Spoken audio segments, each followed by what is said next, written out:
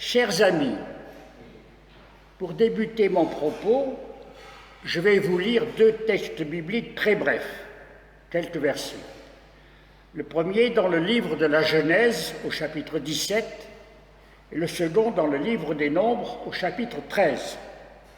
Dans ces deux textes, il s'agit de la modification de noms de personnes.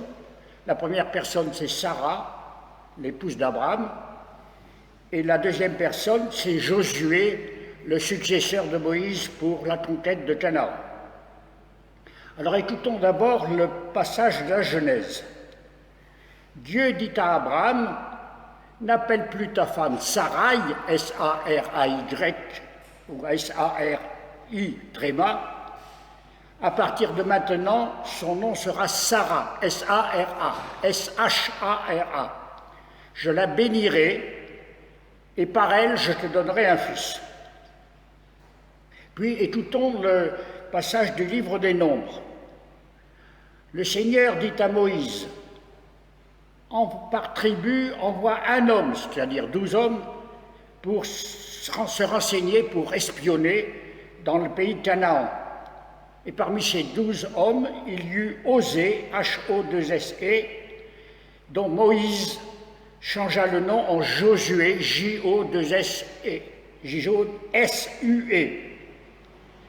Voilà, donc ça c'est les deux petits versets.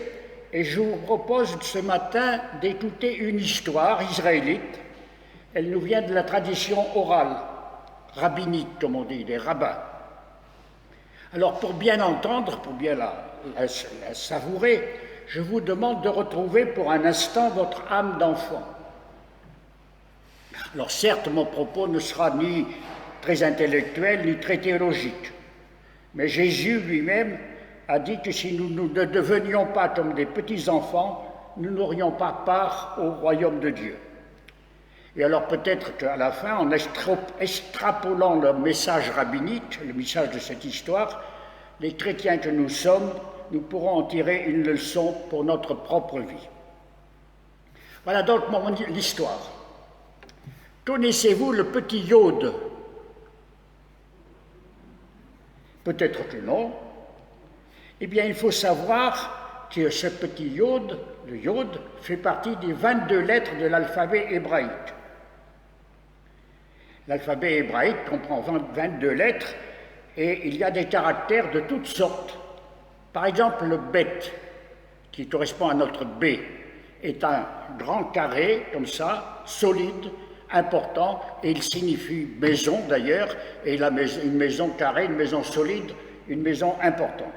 Par contre, la lettre Yod est toute petite, à peine notre apostrophe ou notre virgule, mais plutôt notre apostrophe.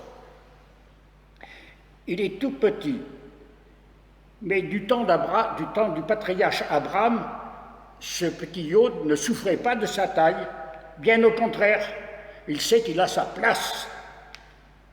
Et toute sa place dans l'alphabet ce magnifique cadeau que Dieu a fait aux Israélites et aux humains, puisque c'est Dieu, pour les Israélites, en tout cas de l'époque, ils pensaient que l'alphabet était un don de Dieu. Et nous pouvons le penser aussi d'ailleurs. Oui, le petit Yod sait que pour les Israélites, de tout temps, les lettres et les signes de la Torah sont donc un véritable don de Dieu. Et l'alphabet entre dans le plan du salut. Et ce plan du salut, ce qui est important, c'est d'être dans le plan du salut. Et avec humilité, le petit Yod accepte sa place, et toute sa place, même si elle est modeste, et il en est tout heureux. Par exemple, notre petit Yod est tout content d'être à la fin du nom Sarai, S-A-R-A-Y, Y ou I tréma, mais là c'est un Yod. L'épouse bien-aimée d'Abraham. Alors Abraham a reçu une magnifique promesse, Dieu lui donnera une terre et une postérité, une famille importante, comme le sable de la plage. Et Sarai l'accompagnera dans son périple vers la terre sainte. Elle entrera avec son mari dans le pays Canaan, là où coule le lait et le miel, là où régnera la paix et la justice de Dieu. Oh, elle ne sera pas la plus importante, c'est Abraham qui sera en tête. À l'époque, les femmes ne comptaient pas pour beaucoup. Est-ce que c'est la même chose aujourd'hui? Je vous le demande.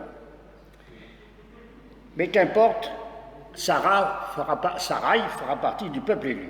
Et le petit Yod, parce qu'il est dans le nom de Sarah, sera lui aussi au bénéfice de cette bénédiction. Et il en est tout heureux.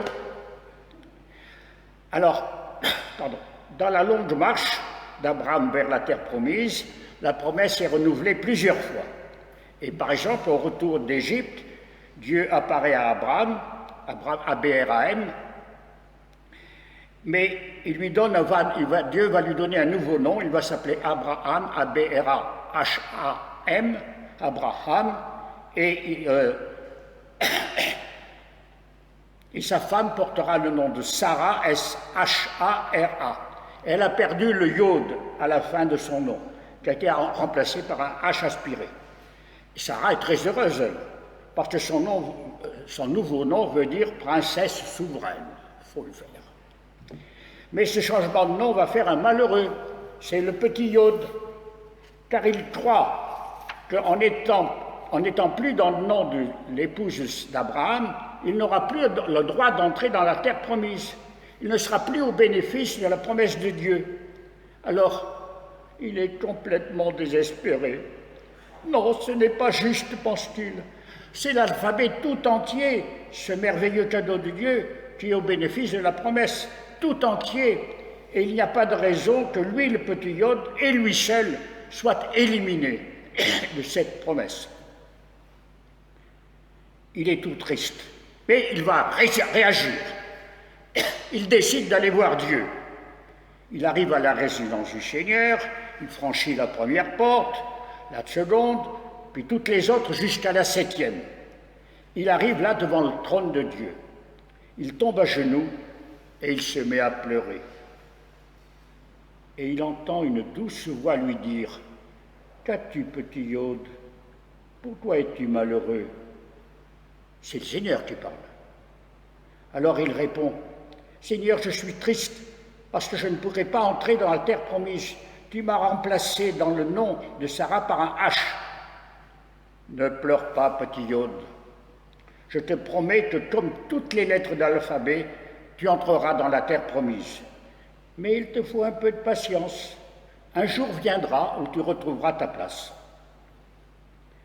Le petit Yod, un peu rassuré, mais pas trop, quitte les lieux célestes et attend patiemment.